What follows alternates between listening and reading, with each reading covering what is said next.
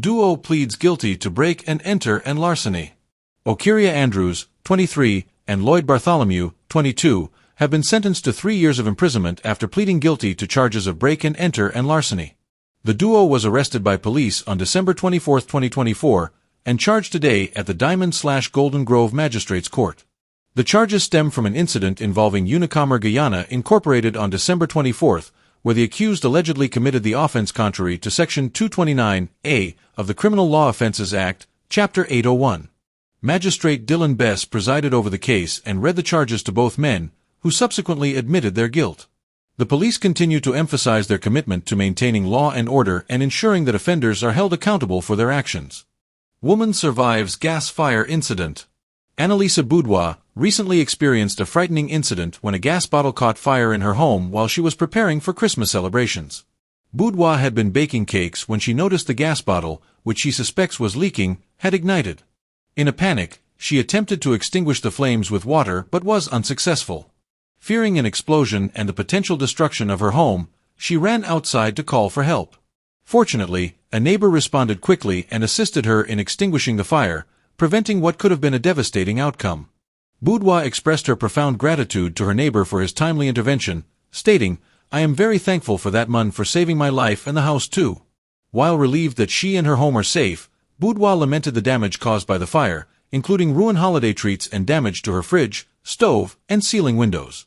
She emphasized that this incident is not isolated, as others have experienced similar dangers due to faulty gas bottles, calling for urgent attention to address this issue. Syrian vessels fraudulently carrying Guyana's flag sanctioned by U.S. government. News source Guyana: the United States government has sanctioned 5 oil tankers owned by a Syrian conglomerate that were found to be fraudulently using Guyana's flag. These vessels were not registered in Guyana and, therefore, should not have been displaying the Guyanese flag as their country of registration. The Ministry of Public Works issued a statement clarifying that Guyana operates a closed registry through its Maritime Administration Department. This means that the registration of vessels under the Guyanese flag is restricted to ships owned by Guyanese nationals, residents, citizens of CARICOM states, and corporate bodies established under the laws of Guyana. The owners of the sanctioned vessels do not meet these criteria. The statement also highlighted that since 2021, there have been multiple incidents of false registrations involving Guyana. The perpetrators of this fraud have targeted several countries, including Panama and other regional states.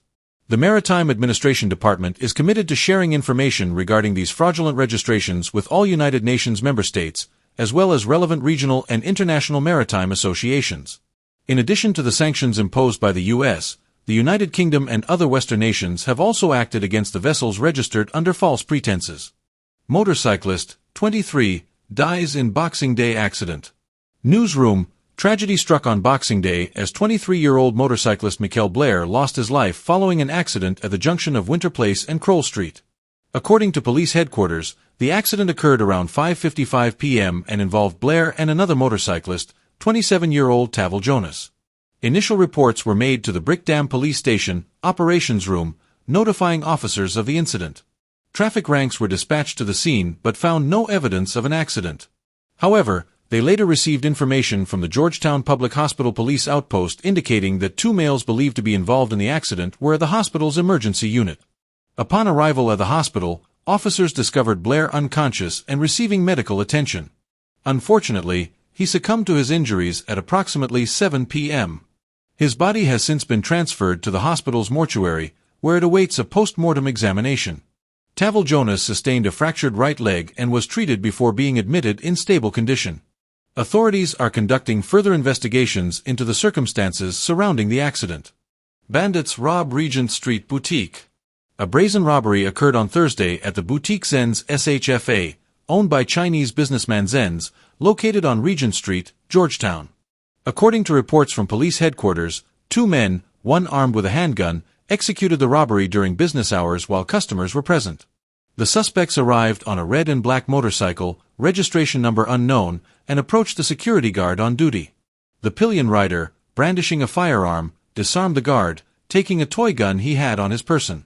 They then ordered everyone inside the boutique to remain still.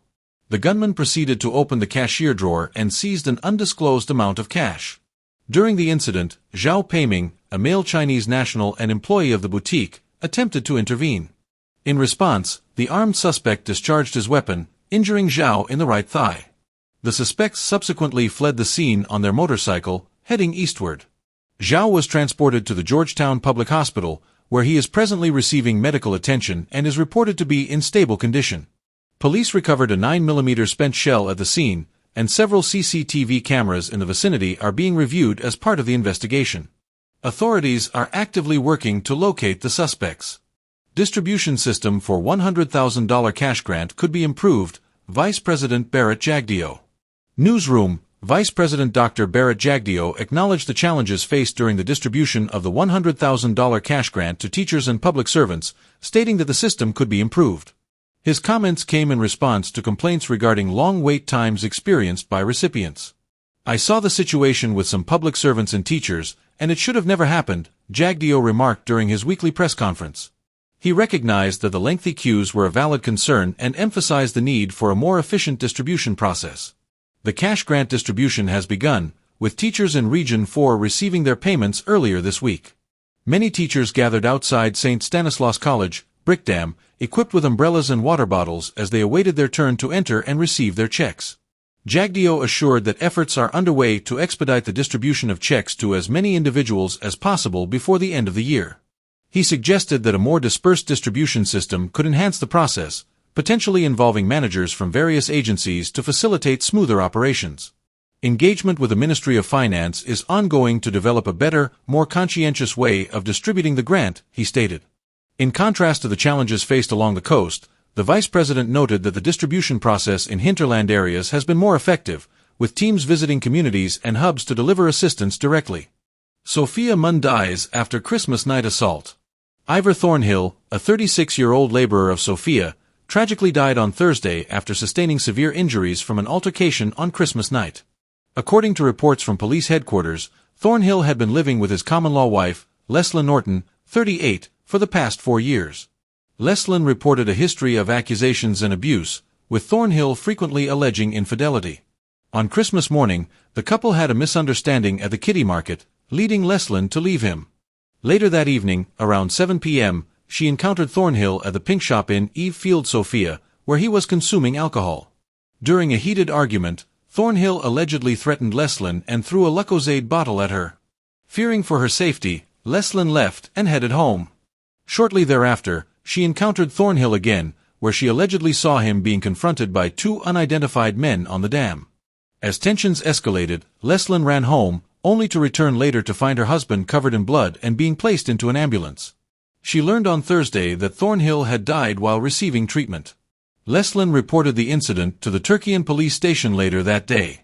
However, an eyewitness, Boyne Miggins, provided a different account. Miggins stated that he heard cries for help and found Thornhill lying on the dam in a pool of blood. He raised the alarm and called for an ambulance. Investigators processed the scene and discovered a knife, along with multiple wounds on Thornhill's face, stomach, and ear. Despite efforts to locate the suspects, they remain at large. Thornhill's body is currently at the public hospital's mortuary, awaiting a post-mortem examination. Leslyn Norton has been arrested and is in custody as investigations continue into this tragic incident. Mother seeks answers 6 months after son's fatal accident. Newsroom, Audrey Gomez is desperately awaiting answers 6 months after her son, 27-year-old Jonathan Gomez, tragically lost his life in a car accident on May 23. The family is not only seeking justice but is also facing delays in obtaining a crucial police report needed for insurance claims related to the vehicle. Jonathan was involved in a fatal collision on the Columbia Public Road, Mahai-Koni, reportedly losing control of his car and colliding with a truck. While police indicated that Gomez was speeding and overtook several vehicles at a right bend, the family believes there may be fault on the part of the truck driver as well. Audrey expressed her frustration regarding the prolonged wait for the police report, stating, "I cannot get a police report for the past 6-7 months. Even the insurance is trying to get the police report and they can't get a report either." The emotional toll of the loss has been overwhelming for Audrey, who described Jonathan as her only son, a hard-working individual who had never been in trouble. "I am in so much pain, I have no feeling," she shared. "I am trying to be calm because I am working with Guyana and you gotta be patient with everything." Audrey raised concerns that the truck driver allegedly fled the scene, a claim disputed by police reports stating that the driver, identified as Ramdeen, was arrested following the incident. She questions why charges have not been brought against him. Regional Commander Curly Simon confirmed that the investigation has been completed and that legal advice has been sought from the Director of Public Prosecutions, DPP. The DPP has recommended an inquest to determine if charges will be filed against the truck driver. When asked about the delay in providing the police report, Commander Simon indicated that requests must be submitted to the Commissioner of Police and stated, "To the best of my knowledge, I cannot recall seeing a request." Audrey, who has been traveling back and forth from the United States while pursuing her studies, continues to seek answers at the Mahaikoni police station but has yet to receive satisfactory information.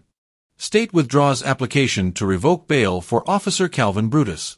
The Special Organized Crime Unit, SOCU, has officially withdrawn its application to revoke the bail of Deputy Commissioner of Police, AG, Calvin Brutus. This decision was made during a court hearing on Friday morning, following allegations that Brutus attempted to flee Guyana from Lethem to Brazil on December 16. The state had previously filed an affidavit in support of the application to revoke Brutus's bail. However, when the matter was presented before Chief Magistrate Faith McGusty, Brutus's legal team, comprising lawyers UC Anderson, Darren Wade, Uborn Alicock, Earl Daniels, and Dominic Bess, prepared a counter-affidavit. Anderson stated, "We asked the court to compel the state to give us reason. The court cannot force the state to give us reason, Her Worship tried, but the state held on that they were just withdrawing. Despite the withdrawal of the application, the state has opted not to disclose the reasons behind its decision." Calvin Brutus is currently facing a total of 231 charges, including 201 additional financial crime charges filed weeks after his initial court appearance. He, along with his pregnant wife, driver, and a businessman, was granted bail totaling $9.1 million, primarily related to financial crimes involving hundreds of millions of dollars belonging to the Guyana police force. The case continues to attract public attention amid concerns regarding accountability and transparency within law enforcement. GPL now has reserve power outages due to shortages not expected, Vice President Bharrat Jagdeo. Vice President Dr. Bharrat Jagdeo announced that Guyana Power and Light, GPL, Inc. has reached a significant milestone, having achieved a reserve power capacity that alleviates concerns over power shortages and outages. During a press conference at the People's Progressive Party Civic, PPP/C, headquarters, Jagdeo highlighted that the Demerara Burbus Interconnected System, DBIS, now boasts a total capacity of 267 megawatts, MW. This increase is attributed to the recent addition of 2 power ships, solar power projects, and other enhancements to the energy infrastructure. With peak demand currently at approximately 200 megawatts, GPL has an excess of about 67 megawatts of reserve power. Jagdeo stated that this is the first time in a considerable period that the power company has surplus capacity, allowing for maintenance work on older equipment without risking power outages for consumers. GPL is using part of this as reserve, which will enable them to conduct maintenance without affecting the availability of power in the system, he explained. "We are expecting better levels of performance now and don't anticipate blackouts caused by power shortages." However, the vice president cautioned that while the current situation is promising, faults within the system could still lead to unexpected outages. He emphasized the importance of monitoring GPL's performance closely to ensure the reliability of power supply moving forward. Jagdeo commended the efforts made to improve GPL's capabilities, noting that achieving this level of power generation required significant dedication and hard work. Mun and friend brutally chopped during attempted robbery. Newsroom, Rocky Ketwaru, a 25-year-old construction worker, suffered severe injuries during an alleged attempted robbery on Christmas night. The incident occurred in Caneville, where Ketwaru and a friend were attacked by a group of 4 men armed with cutlasses. Ketwaru's mother, Zora Muhammad, shared details of the brutal assault with the newsroom, indicating that her son's injuries are critical. The assailants attempted to rob him of his motorcycle, leading to a violent confrontation. "They just sat down, and the boys came up with a gun and said, 'We gon' rob you.' They retaliated, stating, 'Mun, it's the holiday. We don't want a story,' Muhammad explained. Ketwaru had left home around 6 p.m. on Christmas Day to meet friends when the attack occurred. He sustained multiple injuries, including a severe chop to the head, 3 broken bones in his left leg, severe wounds to 3 of his fingers, additional lacerations across his body. Almost all of it happened on the left side, from the chin bone to the ankle. That's how the cutlass chopped him up," his mother added. While grateful that her son survived, Muhammad is urging the police to conduct a thorough investigation into the incident. One of the suspects held him down while they tried to get the keys for the motorbike from his pocket, but they didn't get the keys. They snatched his phone, but someone managed to return it, she noted. After losing consciousness from the injuries, Ketwaru was assisted by a friend who took him to the Grove police station. The police then transported him to Diamond Hospital for treatment. "I want them to get these people and lock them up. My son could have lost his life," she stated. Muhammad also reported that the friend who was injured in the attack sustained stab wounds to his back, hand, and head but was discharged from the hospital the following day. Soupman remanded for allegedly robbing woman of $3.4 million in valuables. Qaeda News: Peter Thompson, a 22-year-old food vendor known as Soupman, was remanded to prison on Tuesday after appearing at the Georgetown Magistrates Court to face a charge of robbery under arms, RUA. He is accused of robbing Adele David of valuables totaling $3,415,490. During his first court appearance before Acting Chief Magistrate Faith McGusty, the charges against Thompson were read, but he was not required to enter a plea. The incident reportedly took place on November 12, 2024, at Lot 32 Durban Street, Lodge, Georgetown, where Thompson, allegedly accompanied by others and armed with a gun, stole multiple items from the victim. The stolen valuables included 6 gold rings valued at $632,500, 2 gold chains valued at $870,000, 1 ankle chain valued at $150,000, 1 gold wristband valued at $570,000, a handbag valued at $2,990, cash amounting to $1,190,000, totaling an estimated value of $3,415,490. Thompson was represented by attorney-at-law Darren Wade, who applied for bail, arguing that his client is a food vendor with no prior criminal record and that no stolen items were found in his possession.